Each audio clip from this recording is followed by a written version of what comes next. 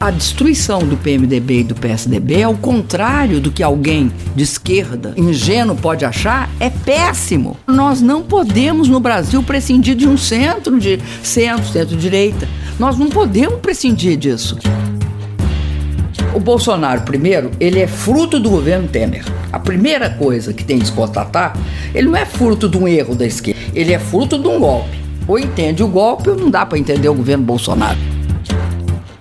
O Bolsonaro derrota essa oligarquia, porque essa oligarquia, ela se inviabiliza com as suas próprias reformas, porque eles vão executar as reformas neoliberais. Aí eles se inviabilizam.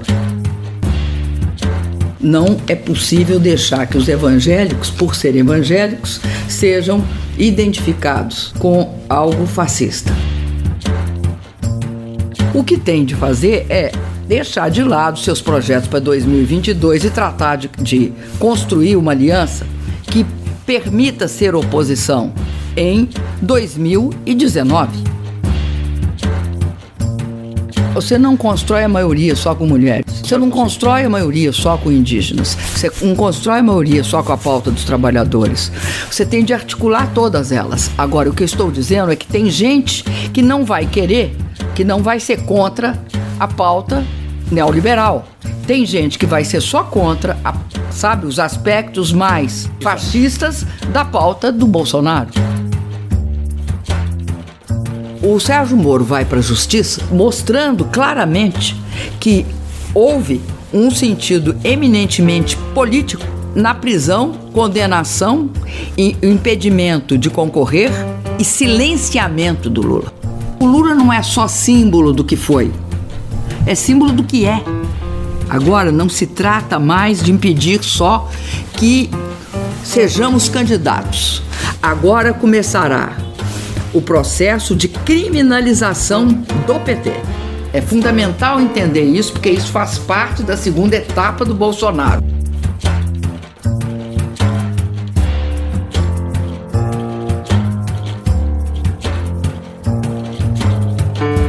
É mais do que uma entrevista, é menos do que um debate. É uma conversa com um contraditório em que, no fim, é mesmo a opinião do convidado que interessa. É um debate em que eu perco sempre. Perguntar Não Ofende é o podcast semanal assinado por mim, Daniel Oliveira, o que não faz chorar. Quase sempre sobre política, às vezes sobre coisas realmente interessantes. Ouça e subscreva em qualquer aplicação iOS, Android, Mixcloud ou no SoundCloud. Vá a patreon.com/perguntar não ofende, conheça as vantagens de ser patrono e apoie financeiramente a produção deste projeto independente.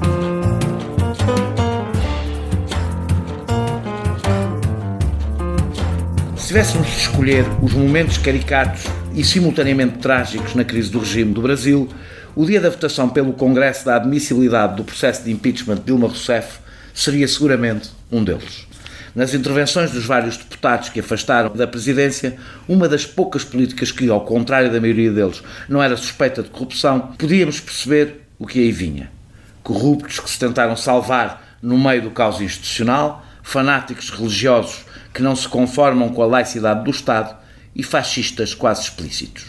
A intervenção que mais deu nas vistas foi a de um deputado que dedicou o seu voto a um dos mais notáveis torturadores brasileiros, Brilhante Ustra. Nas suas palavras, o terror de Dilma Rousseff. 3 anos depois, seria eleito pelos brasileiros como presidente do Brasil.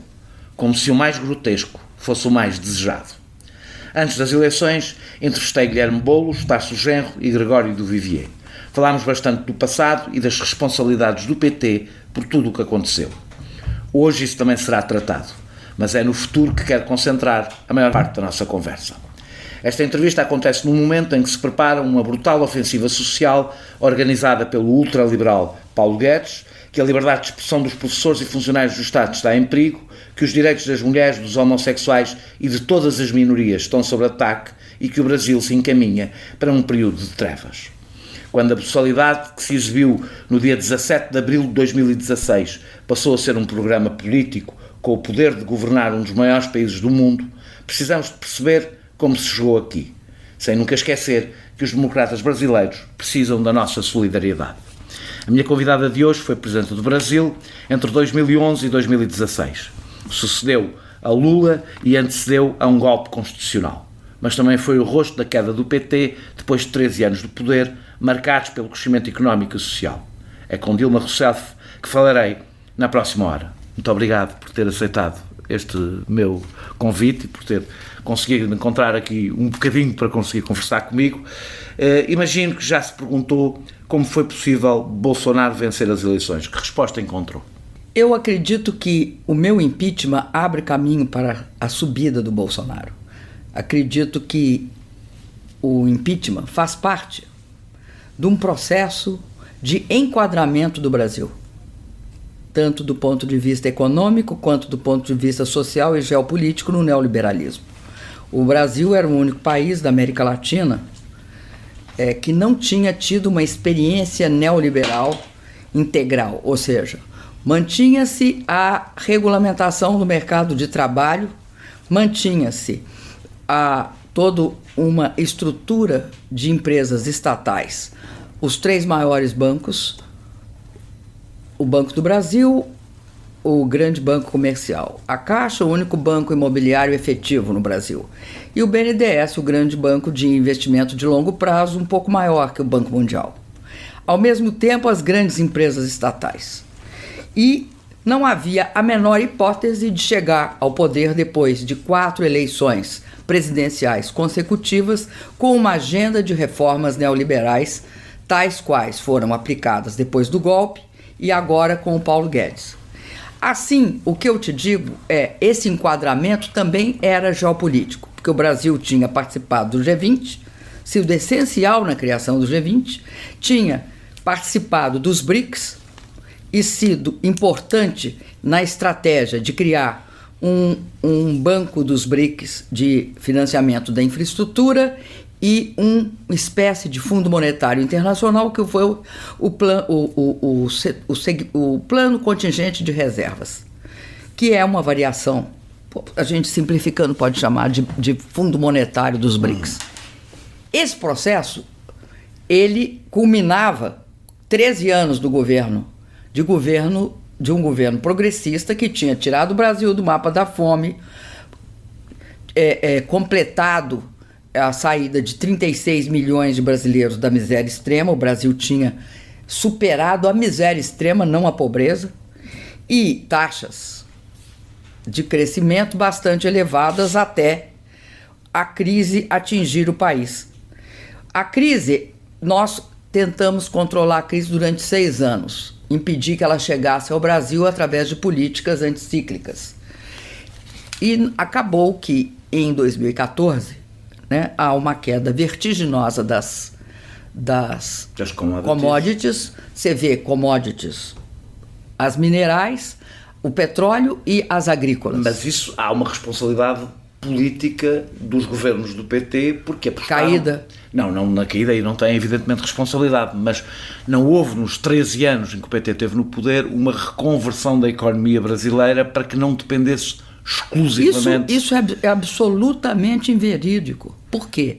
O Brasil tem uma economia pouco aberta. Não foi pela abertura da economia, 11% só. O Brasil nunca foi um país... Quando eu estou a dizer tem a ver com apostar nas indústrias transformadoras, ou seja, não ficar totalmente dependente. Aliás, o que vocês viveram, viveu a Venezuela e viveram outros países. Não. Nós não temos a mesma dependência. A nossa crise das commodities, ela aciona via fiscal, por conta da nossa tributação sobre grandes empresas.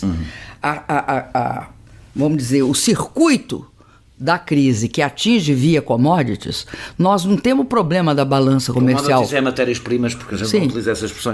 Commodities, nós estamos falando, alimentos, petróleo e minério. Nós não temos problema na balança comercial.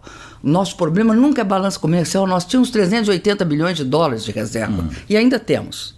Que nós fizemos. Os governos do PT construíram 380 bilhões de dólares de reserva. Porque quando nós entramos no governo com o Lula, o Brasil estava sobre a égide do Fundo Monetário Internacional. Nós nunca tivemos problema cambial. Sim. O nosso problema com as commodities não tem nada a ver com a Venezuela. A Venezuela não tem dólar. Nós tínhamos 380 bilhões de dólares. O nosso problema é fiscal.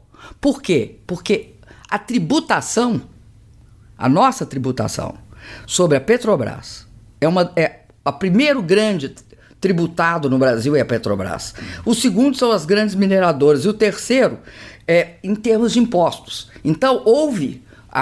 O que acontece com a crise das commodities? Ela afeta fundamentalmente o Estado. Ela não... Bom, essa é a primeira. A segunda... A coisa que acontece é a saída dos Estados Unidos do quantitative easing, ou seja, o afrouxamento da política, o fim do afrouxamento da política monetária implica que haja naquele período uma flutuação cambial imensa que provocará no Brasil um endurecimento do crédito. E regressando, ou seja, isto é o que explica uma crise económica... Isso explica que diminui de forma radical as receitas do Estado brasileiro. E como é que a gente passa disso até chegar ao Bolsonaro? Não, nós temos, eu estou te falando o seguinte, sim. O que é que eu acho que pode ser uma autocrítica nossa desse período? Para sair da crise, nós demos várias isenções, tentando impedir que houvesse uma redução do investimento privado. Nós diminuímos a imposição. Ao invés de aumentar investimento, eles embolsaram os recursos da isenção fiscal. Isso daí nós, de fato, ali eu acho que nós acentuamos a crise fiscal. O que leva ao Bolsonaro? O Bolsonaro, primeiro, ele é fruto do governo Temer. A primeira coisa que tem de se constatar, ele não é fruto de um erro da esquerda. Ele é fruto de um golpe. Ou entende o golpe ou não dá para entender o governo Bolsonaro. A sua tese, se eu percebo, a sua tese é quando, e de facto as sondagens há uma coisa que o confirmam, quando o governo de Dilma cai, Bolsonaro tem, não me lembro, mas não tem, 3%. Tem 3 a 4% nas sondagens. Acha que é o caos político... E o governo Temer acentua o caos econômico e o caos político. E fez a direita esvaziar-se. A direita tradicional. Ele inviabilizou os golpistas. Por quê? Ele pratica um governo que, ao invés de voltar... O Brasil precisava de ter aumento de impostos, porque o Brasil não cobra impostos sobre capital, só cobra de salário. Então, tem uma carga tributária imensa em cima da classe média e dos trabalhadores e uma baixíssima em cima daqueles que geram os seus lucros. É outra autocrítica que o PT poderia fazer. Sei, mas sabe por que não dá para fazer? Porque nós tentamos várias vezes aprovar, porque também somos um país democrático, né? Sim. Precisávamos de aprovar no Congresso. E o Congresso... A gente já vai às alianças do PT. Não, além disso, tem uma outra questão que você tem de levar em conta. Não se governa o Brasil sem alianças. Não se governa. A gente já vai falar sobre isso. Não, eu vou tentar falar isso porque eu acho que tem um componente de crise política muito importante. Então se vai falar disso, deixe-me fazer-lhe uma pergunta que tem a ver com isso e repega a partir daqui. Michel Temer foi posto no Palácio do Planalto por si. Joaquim Levy, que foi Ministro da Fazenda colocado, e hoje e agora foi nomeado por Jair Bolsonaro como Presidente do Banco Nacional para o Desenvolvimento Económico e Social. Que conclusões retira, olhando para o que aconteceu, da política de alianças que o PT fez, independentemente de poder dizer era as que nós tínhamos que fazer, era o que estava disponível, não acha que o grau de cedência acabaram por pagar o preço da força que deram a alguns aliados que evidentemente não estavam alinhados politicamente com o PT, como se viu no período do golpe? Olha, eu acredito o seguinte, um país como o Brasil, com a sua estrutura e as suas instituições, ele precisa de formar maioria no Congresso. O problema do PT, o PT sempre, e acho que é o problema dos governos progressistas, nós sempre conseguimos ganhar o executivo. E tivemos uma imensa dificuldade de ganhar os legislativos. Aí você vai me perguntar por quê. Um dos motivos é pelo seguinte, em relação ao executivo federal, os níveis, os bloqueios financeiros, oligárquicos, né, os controles que você tem de vazar para ganhar, para chegar ao governo, são muito fortes. Nos níveis locais, No nível nacional é muito mais difícil. Precisa de colocar toda a imprensa brasileira contra um governo, e nem assim ele cai. Porque nós aguentamos quase 13 anos de um bloqueio de mídia que eu duvido que algum governo aguenta. E aí, o que acontece? Acontece que nós não temos maioria. Nós somos eleitos com um terço do parlamento. Quando você é eleito com um terço do parlamento, você tem de fazer aliança. Claro. Não há hipótese de você governar um país sem fazer aliança. O que aconteceu no Brasil? Quando há a passagem da ditadura para a democracia, você tem a formação de um centro democrático forte. Esse centro democrático forte permitiu os governos que ocorreram depois, né, da saída da ditadura. E o que ele aconteceu com ele? Ele esfacelou-se. Primeiro, houve um processo de esfacelamento, né? O PMDB ou o MDB esfacela em vários partidos, PP, PR, PRB, e há uma proliferação, uma fragmentação do centro.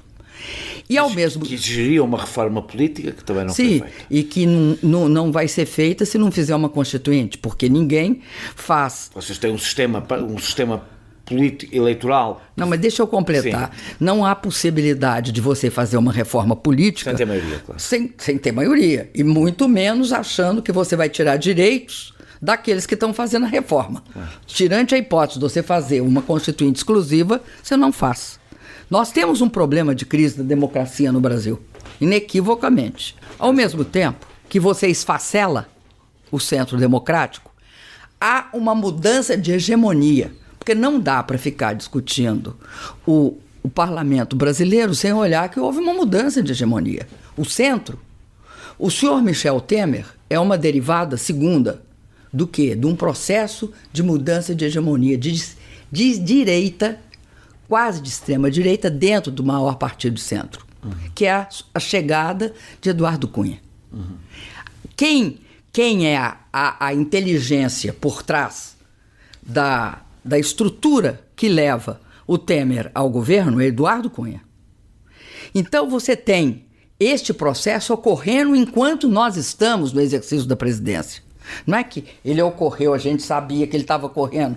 Não é assim, não funciona assim. Não sabia quem era Temer, o que é sabia quem era Temer, mas não ainda dentro do MDB, o presidente, porque o presidente da Câmara só vai ganhar a presidência da Câmara, que torna ele, de fato, o nosso grande adversário, depois que eu fui eleito em 14. Ele ganha em fevereiro, porque no Brasil muda-se em fevereiro. Nós disputamos contra ele, nós tentamos impedir que ele ganhasse. Nós disputamos com Arlindo Chinaglia e perdemos. Por quê? Porque toda a estrutura dele, ele monta uma estrutura não só com o MDB, mas com o PP e com o PR e com outros partidos, que é essa estrutura que é a base do impeachment contra mim. Porque é uma crise política no Brasil junto com uma crise econômica. Não é uma crise econômica que me tira. E é isso que acaba por levar Bolsonaro ao poder. É isto que cria um ambiente para que é possível o Bolsonaro. Por quê? Porque esse processo é autodestrutivo. Quando foi o impeachment, sentiu que isso poderia vir a Não, acontecer? Ninguém percebeu. Não mentira. Percebi de uma certa forma, mas não com toda essa pompa e circunstância que é a chegada do Bolsonaro. Por quê? Porque nós começamos... O que eu disse? Que nós... Mas aquele espetáculo que viu, não é? No Congresso? Não, mas aonde que nós... Já dizia qualquer coisa... Não é aquele espetáculo, é vamos dizer, a pontinha do iceberg. Aquele espetáculo mostra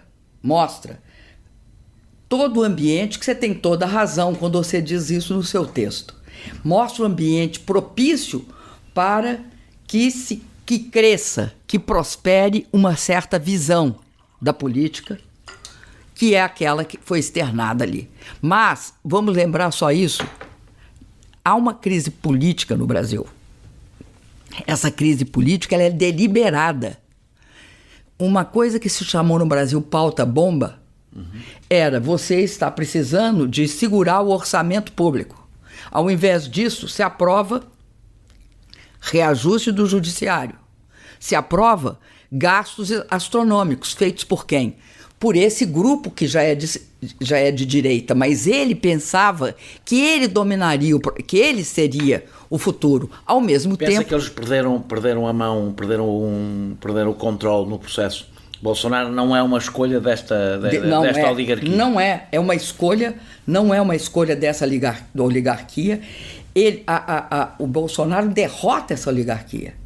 Porque essa oligarquia, ela se inviabiliza com as suas próprias reformas, porque eles vão executar as reformas neoliberais. Aí eles se inviabilizam. Nós saímos o Partido dos Trabalhadores não sai desse pleito eleitoral de 2018 estrategicamente derrotado. Ninguém está estrategicamente derrotado quando faz 47 milhões de votos e 45% do eleitorado. Deixa-me avançar um bocadinho. Seria possível o golpe, para fecharmos a questão do passado, seria possível o golpe sem o sentimento generalizado, ou com bastante força, de que o PT não só não combateu a corrupção, como foi tomado por ela e a alimentou? No Brasil não se combatia a corrupção, tá? Então o que aconteceu quando nós chegamos no governo? Nós fizemos uma série de medidas de combate à corrupção com 2 instrumentos. A legislação adequada para combater e as instituições adequadas para combater.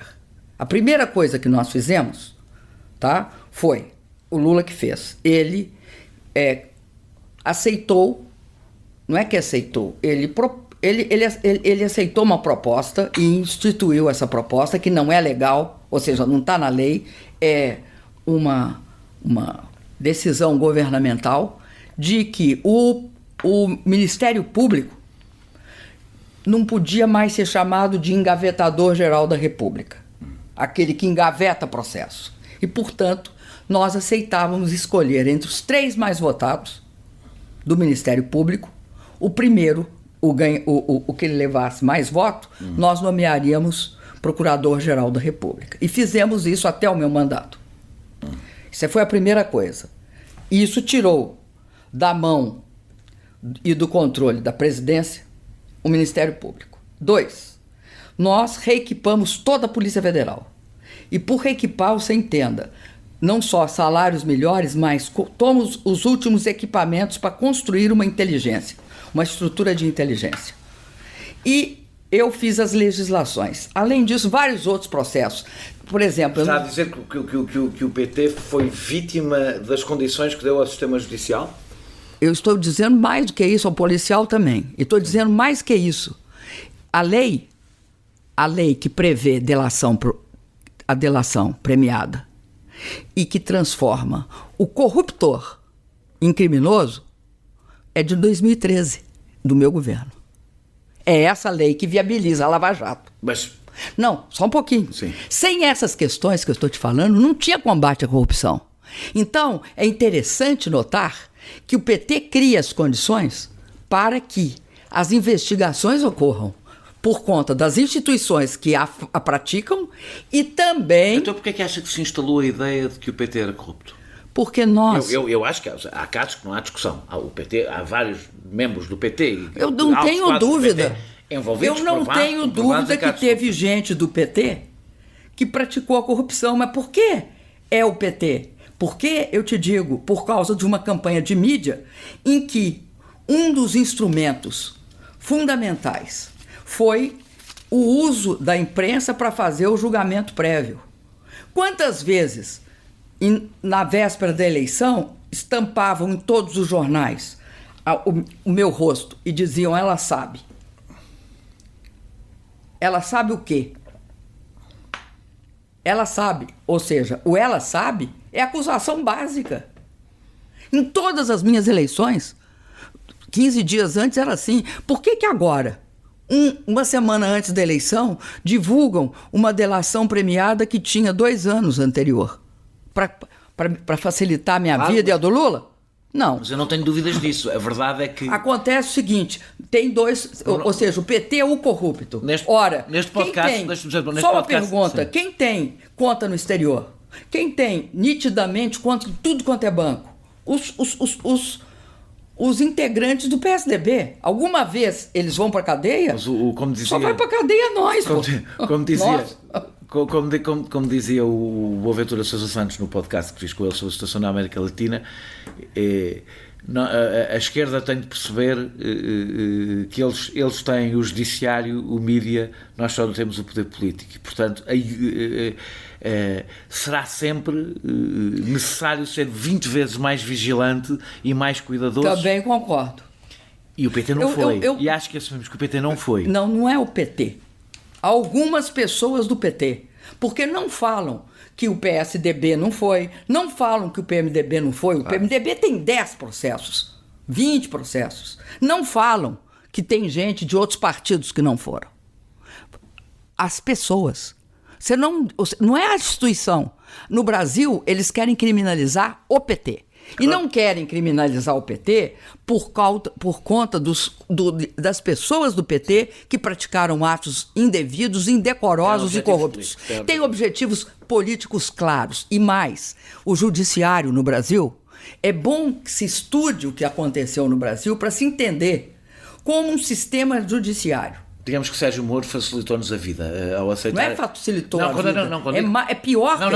Ao aceitar entrar no governo facilitou a nossa vida. Facilitou a análise. Eu vou te falar, facilitou mais do que facilitou. Você sabe aquela equação final que a gente usava nos teoremas em matemática, CQD, conforme queria demonstrar? Sim. O senhor Moro é o conforme queria demonstrar.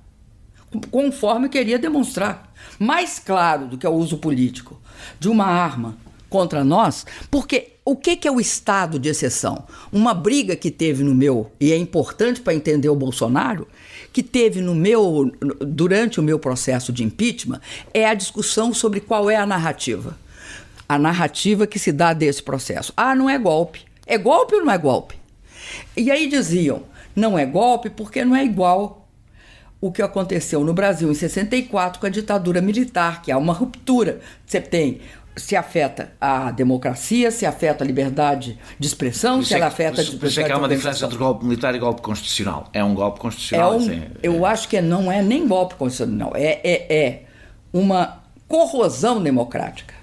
Porque começa como corrosão. O meu golpe é um golpe parlamentar, midiático. Não esqueça a mídia no Brasil. É um golpe parlamentar, midiático e judicial. Vamos passar para o presente. E o que é o Bolsonaro? O Bolsonaro é fruto dessa exceção, porque destrói-se o centro brasileiro. Ele se autodestrói. O PSDB não consegue tem menos de 10% de voto. O MDB tem menos de 10%. Todos eles têm menos de 10%.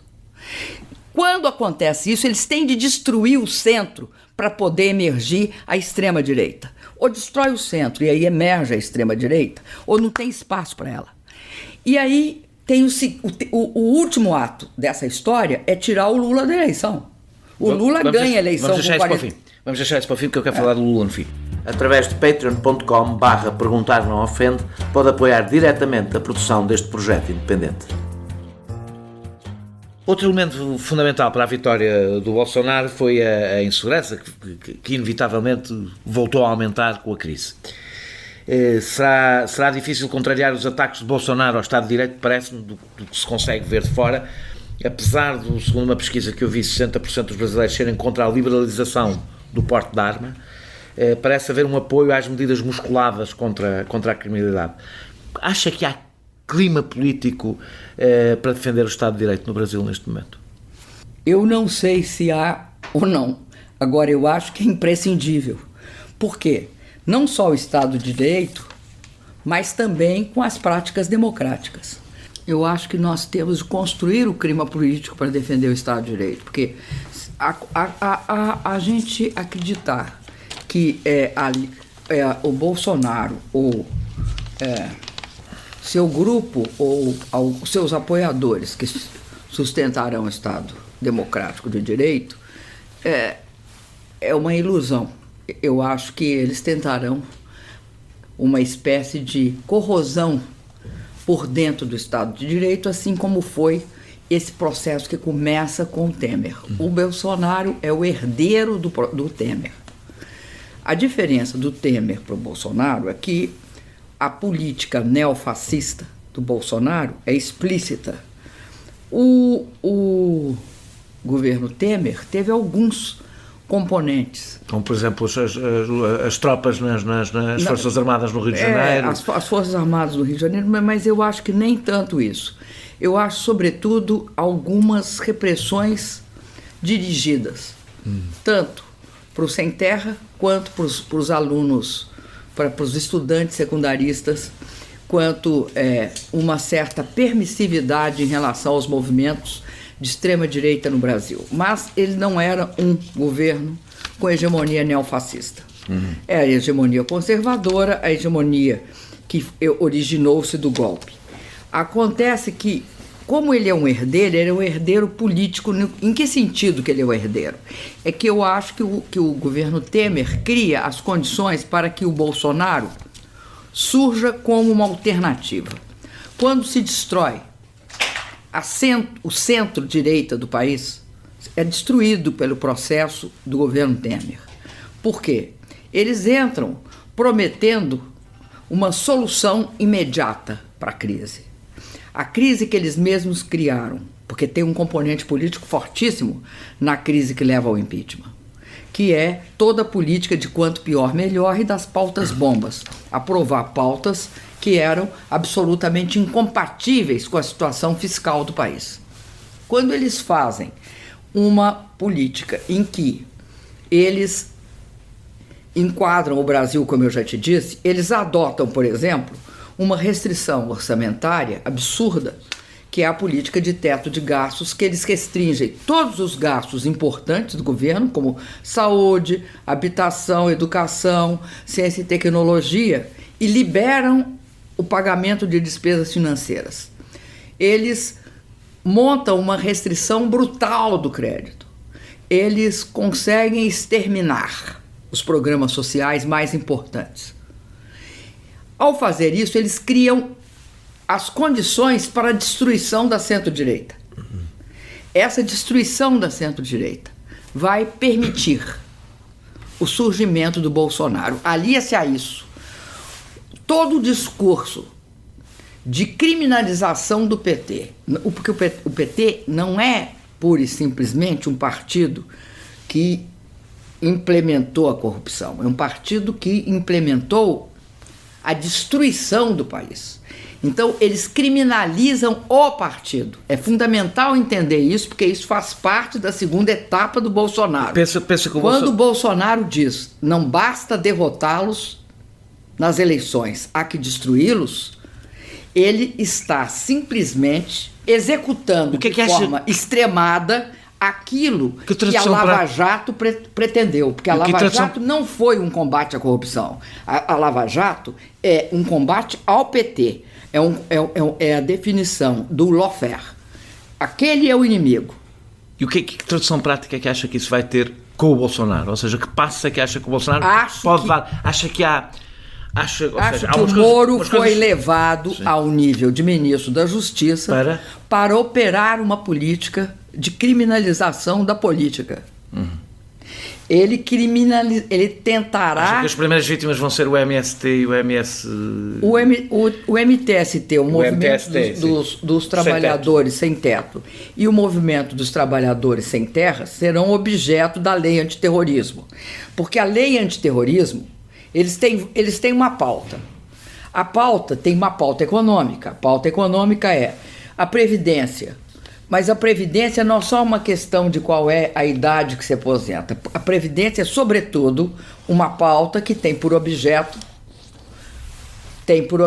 criar o sistema de capitalização, aquele implantado no Chile. Ou seja, entregar para os bancos, para o sistema bancário privado, um dos maiores funding do Brasil, que é os recursos da Previdência. 2, isso é a principal pauta. A independência do Banco Central. 3, o controle do crédito. Nós já vamos à parte económica. Sei, mas eu vou completar porque é meu raciocínio, né? A parte do crédito. E isso é um núcleo. E ele tem outro núcleo. Ele tem o núcleo de desmontar o que ele chama de o marxismo cultural dos petistas, Sim. que é a liberdade de cátedra, Sim. toda a liberdade do professor garantida constitucionalmente na sala de aula, construindo... Como é que eles vão fazer isso? A escola sem partido. Sim, como é que eles vão fazer? É legislação, meu através da eles legislação. ainda não mostraram qual. Eu vi o projeto e o projeto parece-me um bocadinho infantil e é que difícil tem de praticar. vários projetos. É o que nós chamamos no Brasil de botar o bode e tirar o bode da sala. Você bota o bode é mal cheiroso, né? Aí aceitam o que está dentro da sala, você tira o bode, melhorou muito, né? Porque perdeu o... Você acha que é o que vai acontecer com Ele vai tentar isso. Se ele vai conseguir ou não, outros 550. Porque ele vai ter o mesmo problema, salvo seja, que o PT teve, não é? Ou seja, vai ter que fazer alianças muito para lá do seu espaço político. Só que o muito para lá do espaço político dele é o centro-direita do país, que eu acho que acredita, tem uma capacidade de crença na cooptação do Bolsonaro. Por quê? O Bolsonaro já várias vezes nos mostrou como eles estão enganados, mas pronto. Pois é, mas eles... A crença não é uma crença fantasmagórica. É porque o Bolsonaro tem uma composição de interesse. Ele tem, de um lado, uma pauta neoliberal e outra pauta que é reacionária do ponto de vista de direitos civilizatórios. Eles querem a pauta neoliberal, mas ficam um pouco escandalizados com a outra. Mas a escandalização não acha que o que está acontecendo no Brasil, é pequena. Deixa-me dizer uma coisa, já não acha que o que está acontecendo no Brasil não é um retrato do que está a acontecer noutros países, que é uma aliança entre as correntes neoliberais e a extrema-direita conservadora, que nós imaginávamos que seria impossível? Concordo. Aliás, completamente. Não só é possível, como tem base material, que é o que eu estou tentando dizer. O interesse comum é a pauta neoliberal. São as reformas, tem de acabar. E a outra agenda serve para trazer os três bancos privados brasileiros, os três bancos públicos brasileiros. Um é o maior banco comercial, o segundo é o maior banco imobiliário, o terceiro é um banco de investimento que tinha um fundo maior que o do Banco Mundial. Então, acabar com eles. 3. Dar uma, diríamos assim, uma loteada na Petrobras. 4, privatizar as outras estatais, liberar o controle que é necessário que se faça sobre a área agrícola brasileira. Você não pode deixar aquele povo desmatar a Amazônia, não pode deixar aquele povo vender uma parte das terras para os estrangeiros, não pode fazer isso. E não pode também destruir a política social que nós fizemos. Já começaram a destruir no governo Temer. O Bolsonaro, antes de assumir, acabou com um sistema, que se assegurava que 63 milhões de brasileiros tivessem acesso à saúde, que foi o Mais Médicos. No Brasil, médico não vai para a periferia das grandes cidades. Por isso é que foram médicos cubanos, não é? Foram os médicos cubanos que foram para a periferia. E ele mandou-os embora sem substituir por ninguém, não é? Não, sem substituir por ninguém. Ele está tentando substituir por aquilo que nós tentamos e não deu certo, que é pelos médicos brasileiros que ficam um tempo e vão embora. Por quê? Porque tem poucos médicos formados no Brasil. O programa Mais Médico implicava em escolas de medicina interiorizadas. O Temer fechou todas. Então, você vai ter uma crise social. Deixa-me só voltar ao MST. O grande problema é que a crise social, que é não cumprimento dos projetos reais deles, de melhoria de condições de vida da população, de crescimento econômico, vai levar a uma radicalização, a criar um inimigo e atirar nesse inimigo. O inimigo tem nome, é o maior partido de oposição do país. Errado ou certo, é o partido que tem maior número de governadores, maior número de deputados, maior número de senadores e maior presença social nos movimentos sociais. Deixa-me então falar exatamente sobre isso. Eu estava a falar do MST. E a maior liderança. Eu estava a falar do MST e do MST e queria lhe perguntar exatamente, acha que vão ser os primeiros, provavelmente, a sentir a ofensiva? Aliás, já há sinais de que vão ser mesmo os primeiros a sentir a ofensiva. Para além... Somos nós. São as mulheres, as primeiras. Não, é o PT. PT. Mas quando eu estou a dizer isto, a minha pergunta é: acha que estes movimentos, já podemos voltar a falar do PT, acha que estes movimentos vão ter capacidade de resistência? E isto leva-nos, e junto a isto, a uma pergunta de uma coisa até que estivemos a falar fora desta gravação: acha que o PT não contribuiu de alguma forma para os tirar da rua e hoje eles são mais fracos do que eram quando o PT chegou ao poder? Nós somos o único partido que tem rua. Sim. Por isso mesmo é que eram os únicos que podiam tirar da rua. Ninguém tem mais rua do que nós. Agora, a extrema-direita mostrou trair, coisa que não se sabia.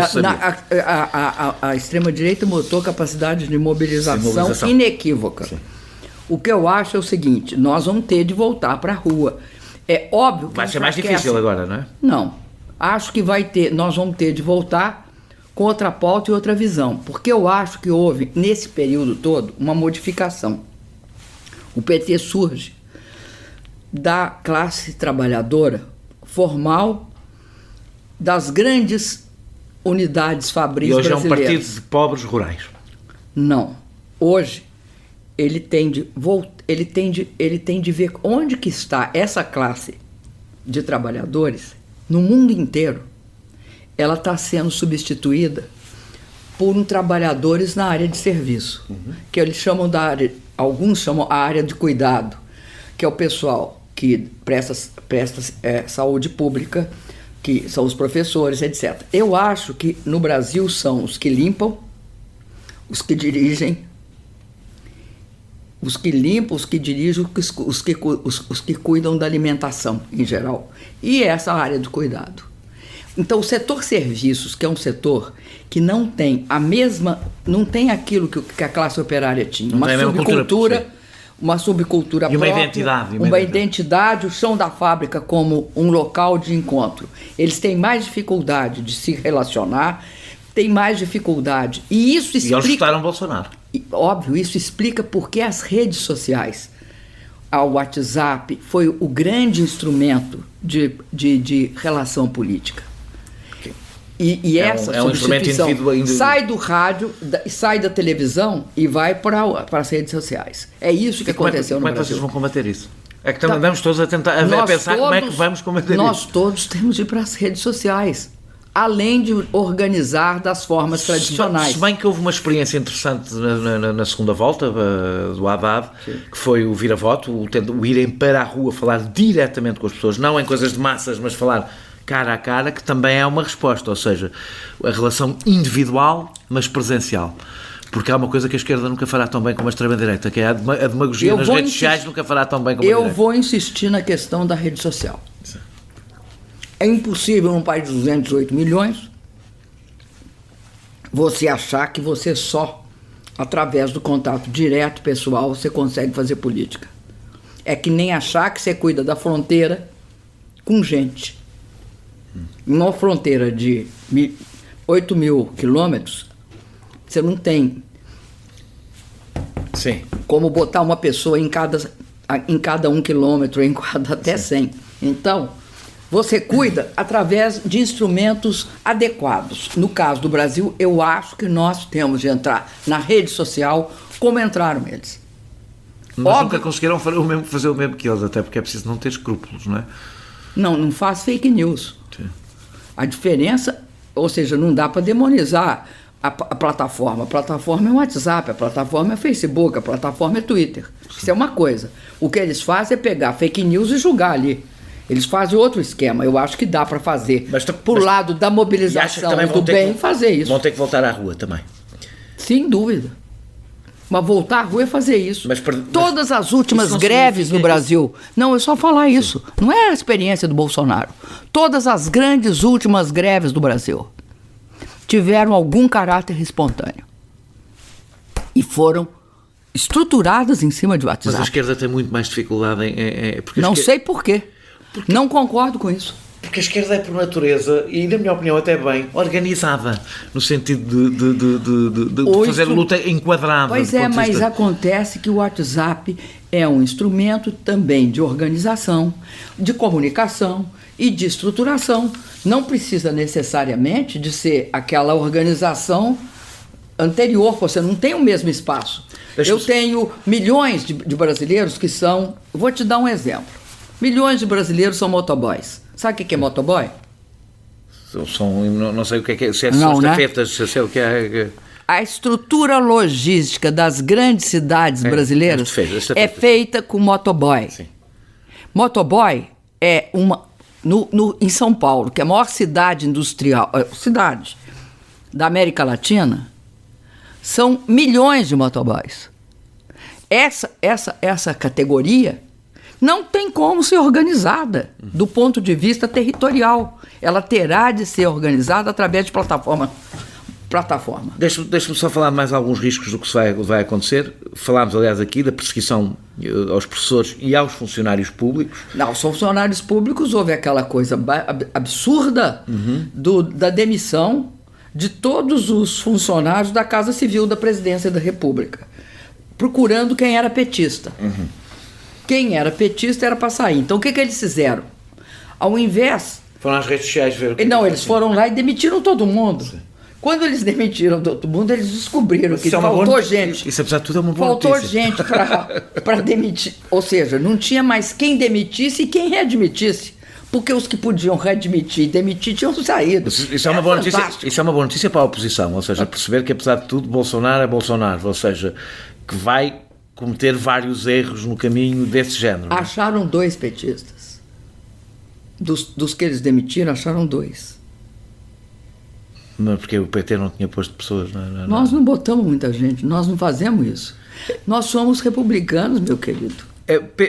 Pensa que há riscos reais para a liberdade de imprensa no Brasil? Já há hoje. Uma das maiores ironias é que a imprensa é responsável por ter construído as condições para o Bolsonaro emergiu. Ao emergir, ele teve, em relação à Rede Globo, uma atitude de confronto aberto. Até porque faz parte da retórica... Não é parte da retórica, não. O confronto é aberto, foi com a Globo e foi com a Folha. Sim. Mas a Folha compreende-se mais facilmente, não é? Porque a Folha mas com a Globo... A Folha fez a oposição ao Bolsonaro. E a Globo e a Record. A Globo, ele fez opção pela Record. Pois. E rompeu com a Globo. Tanto é que a Globo agora tá atirando nele. Mas com aquele jeito Globo de atirar na extrema-direita, que é, atira hoje, bota um esparadrapo amanhã e tal. Mas a relação com a imprensa é de clara, mas é clara restrição. Em que é que isso nota? Por exemplo, vai convocar uma entrevista coletiva. Sim. Entra as redes sociais e algumas televisões. E alguns órgãos. Por exemplo, o Globo não entra, a Folha não entra, mas entra da Folha, entra o UOL, que é a plataforma digital deles. Então, e isso nunca aconteceu. No Brasil, entrevista coletiva era para todo mundo. Não interessava que se tinham falado de você mal ontem. Sim, como não importava. Como qualquer democracia. Óbvio, porque é democrático. Ninguém passaria pela cabeça de alguém restringir um órgão de comparecer e permitir outro. Ninguém fazia isso. Não só nós, como desde o do Fernando Henrique. O combate, a atribuição à imprensa, por exemplo, esse caso último do motorista e do R$1.200.000 que apareceu. Você sabe essa história, do Queiroz. Eles atribuem à imprensa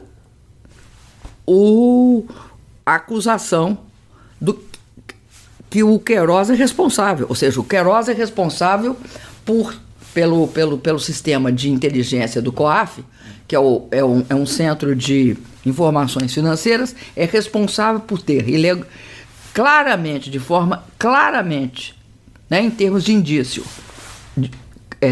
ilegal, R$1.200.000. Perfeito.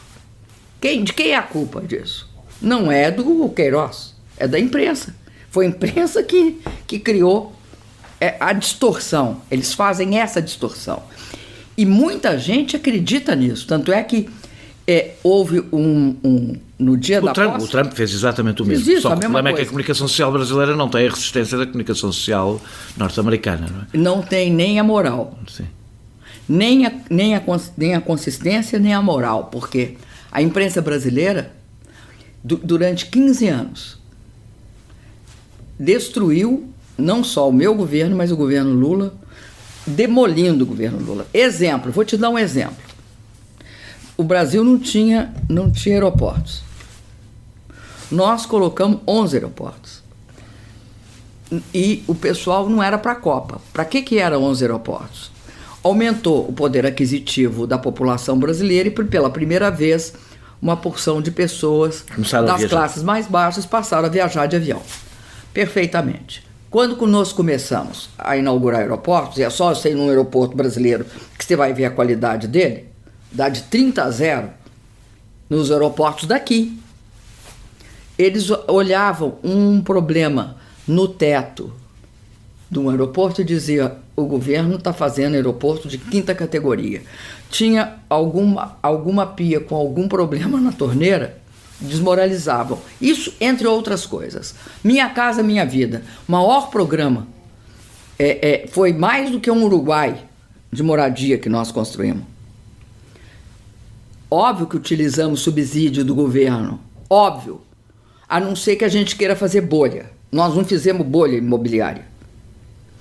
Este programa, em alguns lugares, o tráfico foi e tomou conta de algumas unidades. A gente pegou a Polícia Federal e botou para tirar de lá o tráfico. A Polícia Federal foi lá e botou para quebrar com o tráfico. Aí eles diziam: o programa Minha Casa Minha Vida é um programa ligado à comercialização de drogas. E assim sucessivamente. O desmonte dos nossos governos chegou a um ponto tal que também teve um nível de perda de credibilidade. E a Folha ficava no meio, ainda fica. Para fazer uma crítica... Em relação ao Bolsonaro... Fica. Uma crítica, para fazer uma crítica ao governo Bolsonaro, eles antes nos criticam. Pode olhar. A forma pela qual a crítica é feita é assim. De fato, os governos do PT faziam muito mal. Mas o Bolsonaro está fazendo isso. Então, eu acho que uma das coisas importantes é que a mídia oligopolista brasileira, ela foi partícipe, não só do golpe do meu impeachment, mas da prisão do Lula, partícipe. Já lá vamos. Vou deixar Cúmplice. para o fim. Cúmplice. Um novo elemento da política brasileira é um bloco evangélico que representa 22% dos brasileiros. A esquerda não os pode ignorar, são 22% da população. E também não tem uma explicação para eles necessariamente ser de direita. Exatamente. Como pode travar a viragem ultraconservadora, com ataques aos direitos das mulheres e dos homossexuais, em que os evangélicos estão a ser utilizados? Ou seja, como conseguir fazer este combate e ao mesmo tempo não perder os evangélicos, não empurrar os evangélicos todos para as mãos da extrema-direita brasileira? Olha, eu acho que a questão evangélica é uma das mais desafiadoras, porque eu acho que isso tem de ser feito.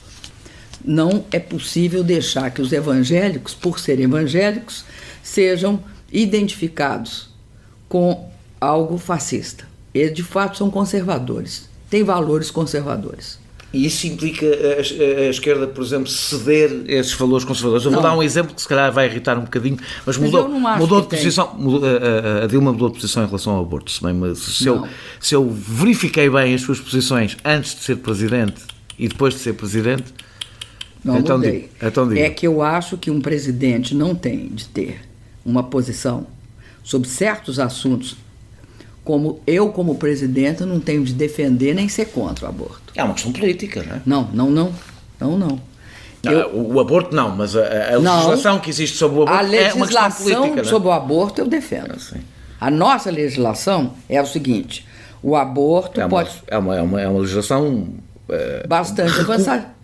Se olharmos para a Europa é recuada, não é? Quer dizer, não... Sim, só que nós garantimos que a pessoa esteja atendimento no Sistema Único de Saúde, que se pague pelo aborto. Nós defendemos que haja, em caso, por exemplo, de agressão à mulher, que Mas o essencial aqui do aborto que eu queria perguntar é: se não há neste jogo que é preciso fazer com os evangélicos o risco da esquerda ceder em questões fundamentais como os direitos das mulheres, por exemplo. Posso falar, não adianta nada se fazer isso com os evangélicos. Sim. Não adianta você mudar de posição e falar, olha, eu sou contra ou sou a favor. O que você sempre foi, você tem de deixar claros para ele, o Estado não vai te impor, o Estado vai te impor direitos inalienáveis das pessoas. O aborto, como sendo, eu estou dando o exemplo do aborto, que ele é o mais extremo, como sendo um caso de saúde pública, nós vamos tratar como um caso de saúde pública. Ele não é um caso de defender o aborto para você aceitar ou não, o problema é seu. Essa é uma questão da sua consideração. Mas não vai ser fácil ganhar os Mas não tem outro jeito, meu querido, não tem outro jeito. Infelizmente, eu quero te dizer que ninguém se pinta. Porque o Brasil tornou-se muito mais conservador e nunca foi um país propriamente liberal, sempre foi um país tendencialmente conservador. Só um pouquinho. Que história é essa de só evangélico? Sim. Na minha campanha de 2010, quem fez a campanha anti-aborto contra mim, dizendo que eu era aborteira, foi os católicos. Os católicos. Foi um bispo. Sim. Um bispo que fez isso. Foi porque está na conta dos evangélicos, mas essa história de que é os evangélicos versus os católicos ficou mais conservador, não. A diferença é que os evangélicos parece haver um bloco político evangélico muito radicalizado. A diferença é que eles criaram um partido, que é o PRB. Sim. E que eles têm uma emissora de rádio e televisão, que é a Record. A diferença é essa. A Igreja Católica tem seus mecanismos de influência também bastante fortes. O Brasil é um país católico. E o conservadorismo, nesta questão das mulheres, tem um componente católico forte. Sim, mas não tem as correntes políticas ligadas à Igreja Católica a dizer as coisas que diz a ministra dos Direitos Humanos. Não tem. Isso não tem este descaramento, ou seja... Não é descaramento, não tem essa ignorância. Acha que é uma questão de ignorância? Acho que ficar discutindo se as meninas vestem rosa e os meninos vestem azul que eu já vi ultrapassou a questão de gênero e trata-se de uma questão de, vamos dizer, desconhecimento das cores. Imagino que darão prioridade, falando agora mais uma vez do que espera, que darão prioridade ao ataque aos direitos trabalhistas e às privatizações. Mas o processo de privatização pode fazer entrar capital e melhorar... Não estou a defender isto, estou a dizer o resultado momentâneo que pode ter. Momentaneamente na economia.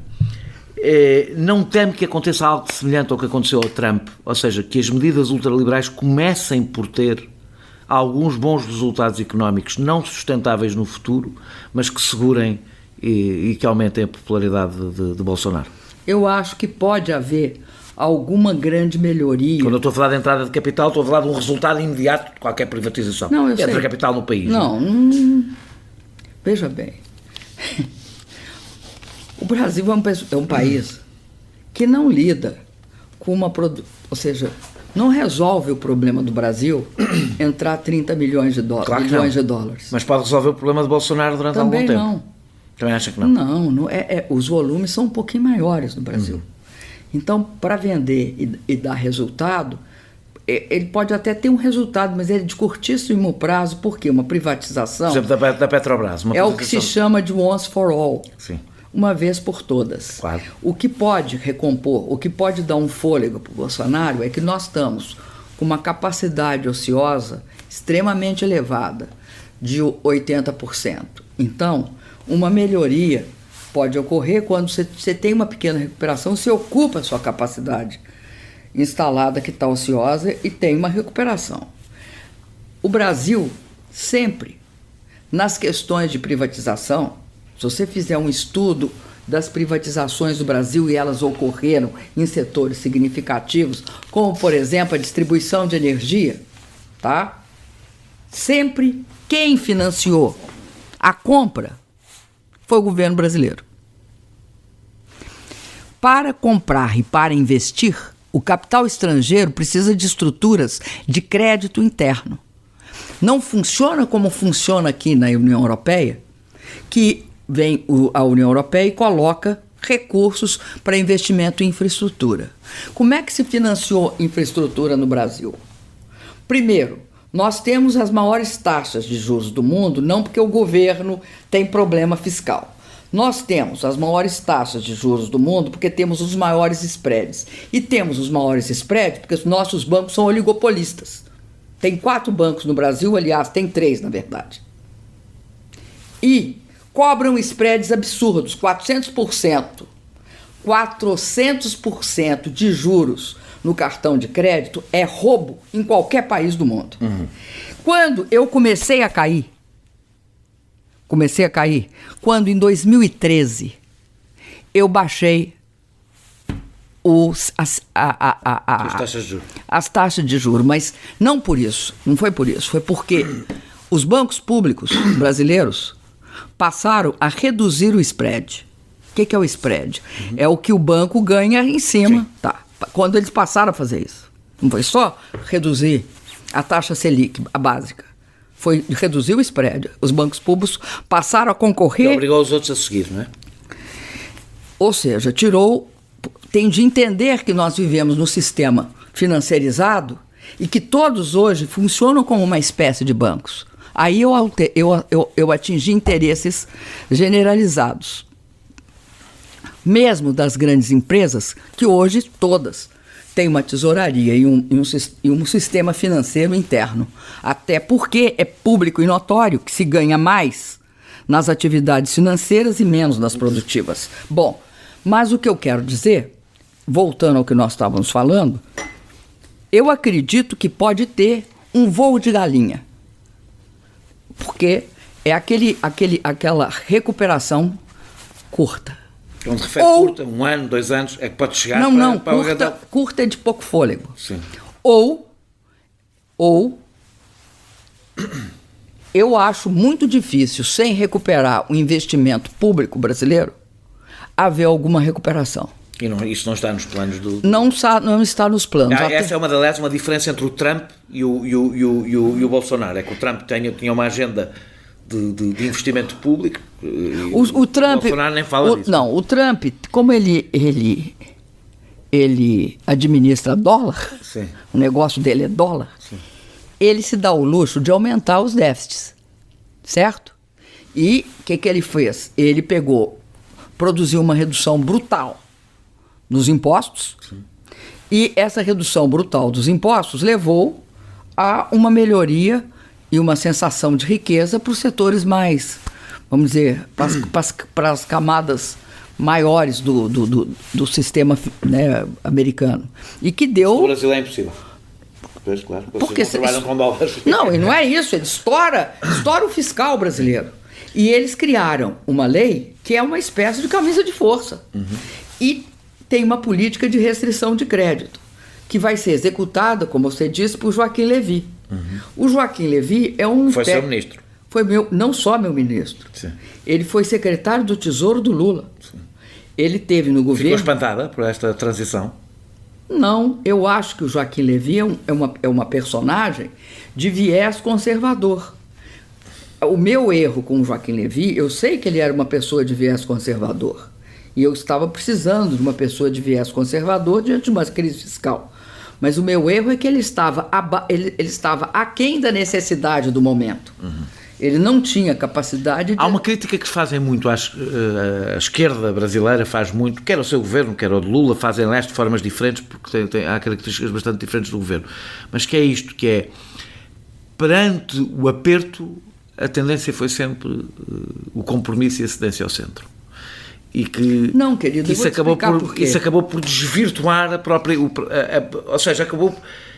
É um bocado como tentar fingir que se é conservador com os evangélicos. Ou seja, mas posso falar uma coisa? Posso falar uma coisa? Isso é crítica de engenheiro de obra feita. Sim. Por causa do seguinte, diante de uma crise fiscal, você tem várias saídas. Você tem uma que eu acho que é a melhor, você tem de fazer duas coisas. Você vinha com um padrão de gasto, você vai mudar um pouco o seu padrão de gasto. Vai reduzir aquilo que você acha que não é imediatamente importante e vai aumentar imposto. Aumentar imposto, hoje, em qualquer lugar do mundo, é considerado passível de ser queimado em praça pública, em fogueira. Porque eles conseguiram uma obra-prima, que é defender um Estado que investe em educação, cultura e infraestrutura e não tem financiamento, porque só tem um jeito. Como é que um Estado se financia? Ele cobra imposto ou emite dívida. Sim. Não tem duas. Aliás, não tem três, tem duas. Emite dívida ou emite título de dívida ou imposto. Nós tínhamos uma proposta, que era a seguinte: aumenta o imposto sobre quem? Ganhos de capital. Taxa grandes fortunas, aumenta a CPMF. A CPMF, eles têm horror. Por quê? Porque a CPMF não só atua sobre... A CPMF, o que é? Tem que dizer... Contribuição sobre movimentação financeira. Ok. Este imposto, nós já tínhamos tido ele até 2008, quando perdemos esse imposto. Perdemos no Congresso. Então, recompunha esse imposto, recompunha uma coisa que nós não tributamos, dividendos, e tributa herança. Você tem um processo de recuperação pelo lado da receita e segura o que não era investimento social.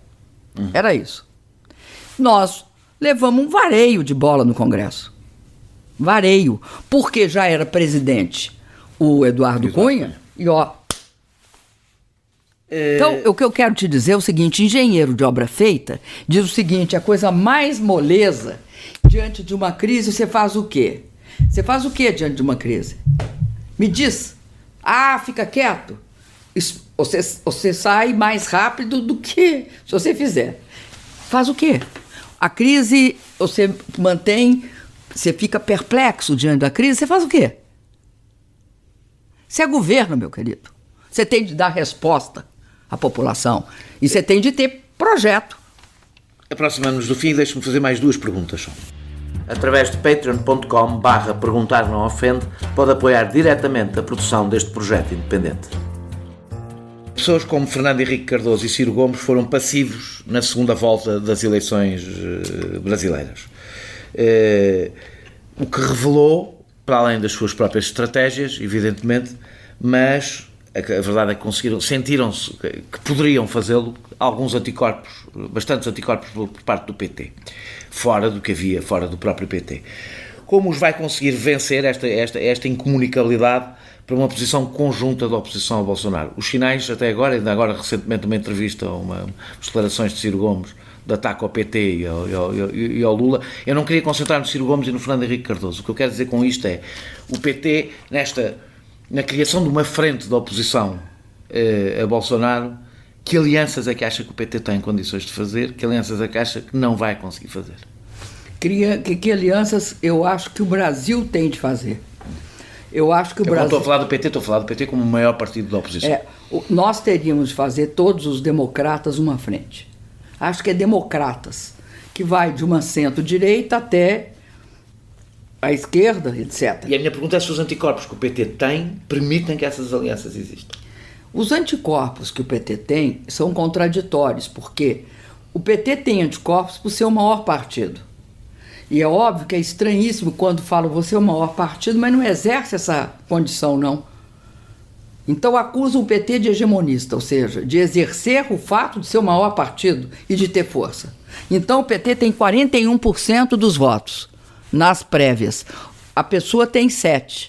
O PT abre mão para quem tem 7%? Existe isso em algum lugar do mundo? A minha pergunta é, como é que vão conseguir vencer isso? Eu acho que tem de vencer isso percebendo que por trás de algumas restrições tem projetos diferenciados para 2022.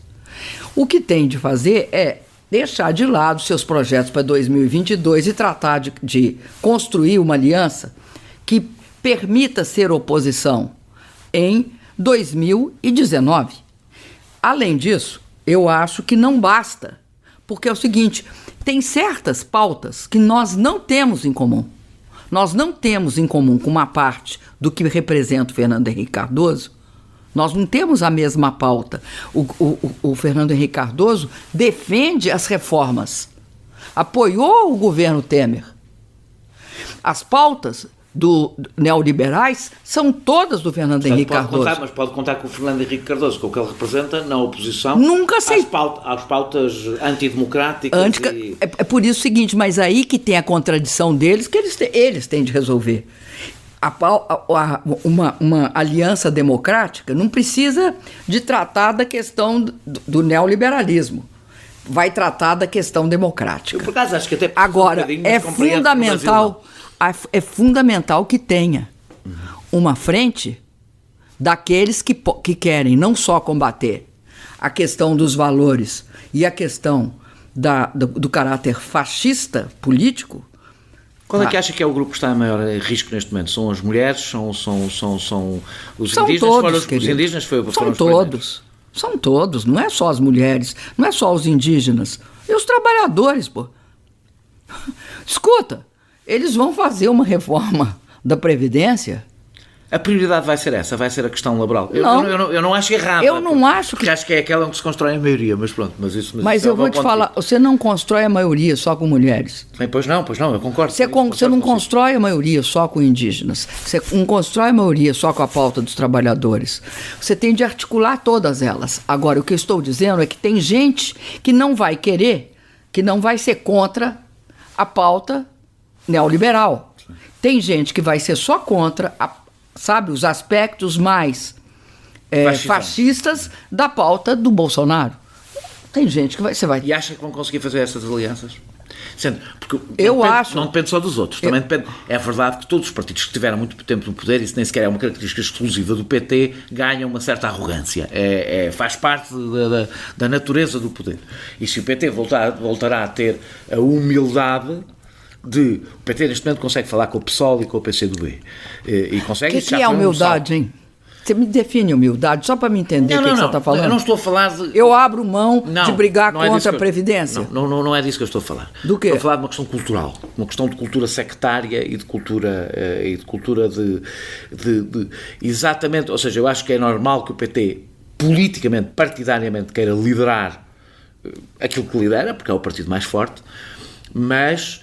Também pode perceber que em vários momentos vai ter que não ser o protagonista para conseguir alargar o mais possível esse combate. Eu acho que nós vamos ter de nos aliar com personalidades e partidos. As personalidades que você se referiu não têm partidos.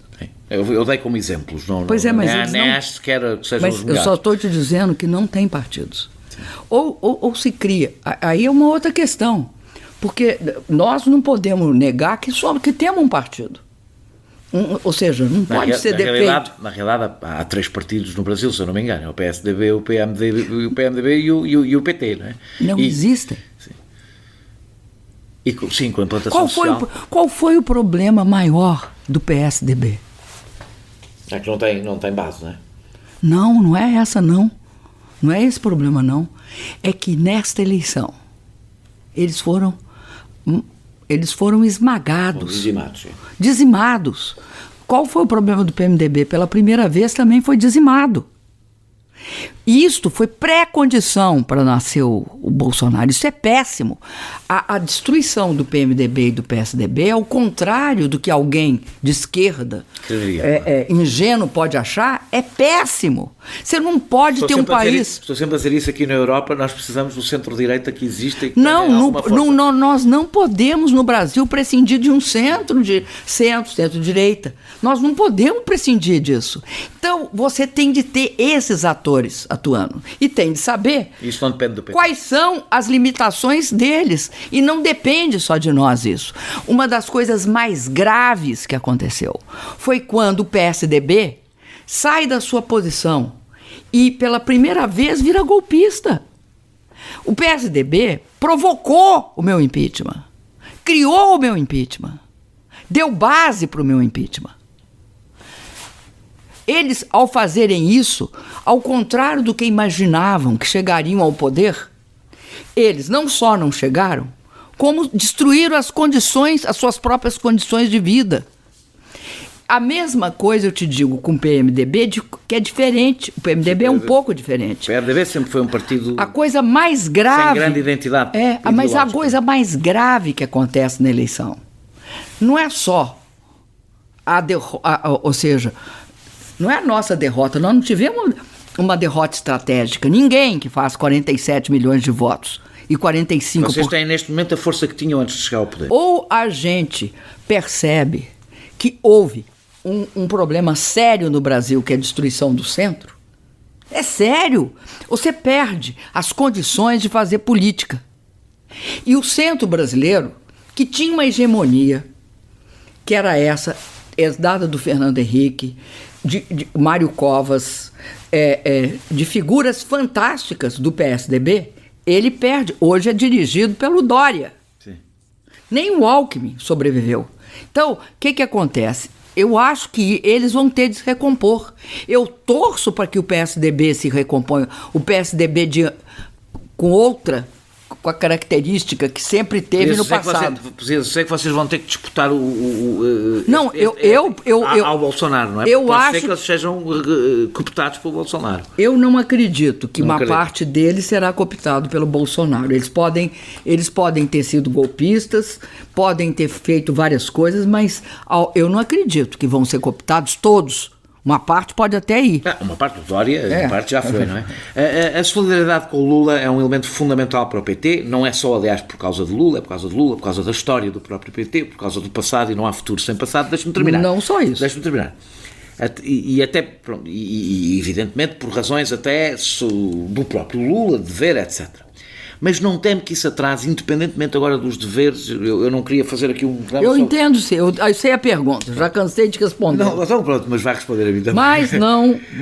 Mas não temo que isso atrase a transição para a regeneração do PT, independentemente, eu não conheço as minhas posições sobre o que eu considero que foi o processo de Lula, não andarão longe das suas, portanto, se calhar não precisamos de ficar muito tempo nisso, mas não temo que isso atrase a transição para uma regeneração do PT e a construção de uma alternativa ao Bolsonaro. Não. Ou seja, que o Lula é uma figura mais popular do PT não é por isso. E é uma questão de justiça, Não é também por isso. Vou te explicar para mim por que é. Considerando tudo isso, sim, tem uma questão que o Lula representa hoje. É uma questão de hoje, do governo Bolsonaro, de quem é que eles acham que é o inimigo e de quem é o inimigo. E de quem deixa exposto a questão democrática.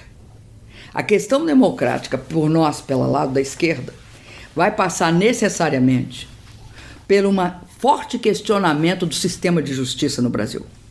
O sistema de justiça no Brasil, ele foi um elemento estrutural para o golpe, para a interdição do Lula e para a vitória do Bolsonaro.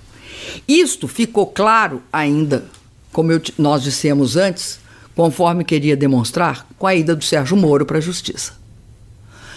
O Sérgio Moro vai para a Justiça mostrando claramente que houve um sentido eminentemente político na prisão, condenação, impedimento de concorrer e silenciamento do Lula. Até impedimento de votar.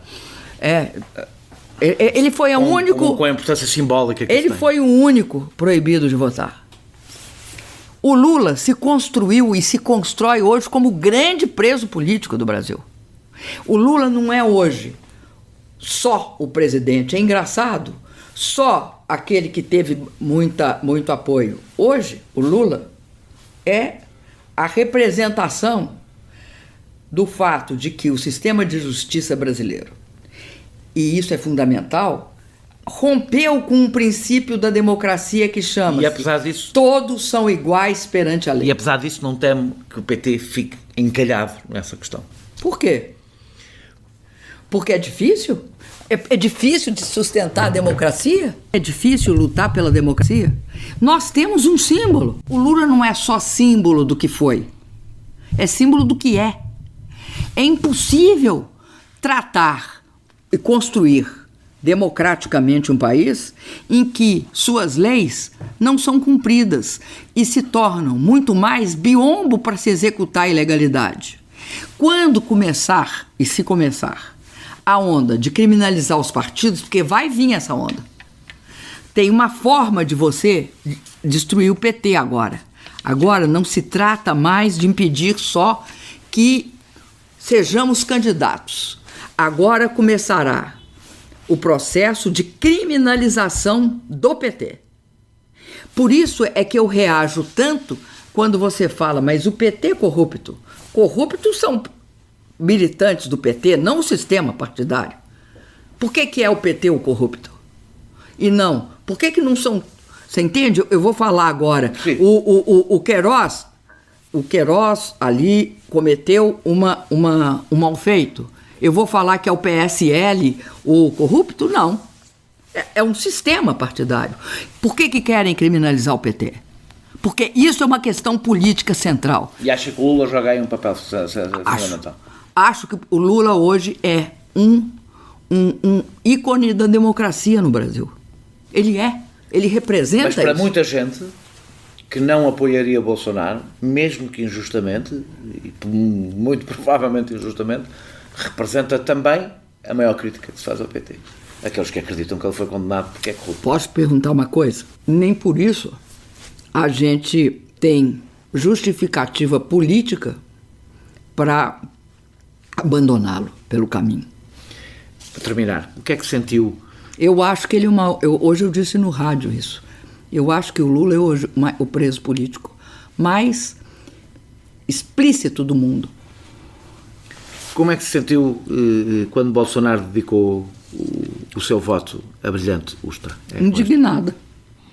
Mudar a memória é mudar o presente, não é? Mudar a memória é mudar o presente. Você tem toda a razão. Ele tem esse componente forte. E mais, ele tem um outro componente que é gravíssimo, é reescrever a história, reescrever o passado. O que é que ele quer com isso? Ele quer com isso, sobretudo, reescrever o passado, porque ele, ao reescrever o passado, muda a trajetória do presente. E ele queria um governo que, na prática, ele aceita um governo que defenda a tortura, ele aceita um governo que tenha componentes ditatoriais bastante claros. Acha que há risco de haver uma ditadura no Brasil? Acho. Risco há. Antes eu te diria não. A partir de agora eu acho.